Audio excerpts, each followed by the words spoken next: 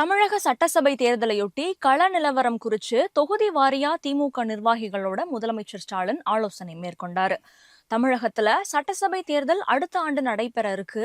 தேர்தலுக்கு இன்னும் 8 மாசமே இருக்கிற நிலையில தேர்தல் சுற்றுப்பயணம் பிரச்சாரம்ன்ற மாதிரி அரசியல் களம் இப்பவே சூடு பிடிச்சிருக்கு.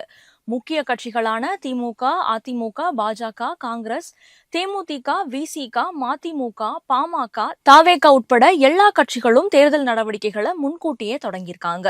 அந்த வகையில உடன்பிறப்பே வா அப்படின்ற தலைப்புல திமுக தலைவரும் முதலமைச்சருமான மு.க.ஸ்டாலின் தமிழகம் முழுவதும் தொகுதி வாரியா திமுக நிர்வாகிகளை சந்திச்சு வராரு. உடல்நல குறைவால கடந்த சில நாட்களா மருத்துவமனையில் அனுமதிக்கப்பட்டிருந்த அவரு இப்போ சிகிச்சைக்கு பின் வீடு திரும்பியதோடு மறுபடி அரசு பணிகளை மேற்கொண்டு வராரு. இந்த நிலையில திமுக நிர்வாகிகளை முதலமைச்சர் மு.க.ஸ்டாலின் சென்னை அண்ணா அறிவாலயத்துல சந்திச்சு ஆலோசனை நடத்தினார்.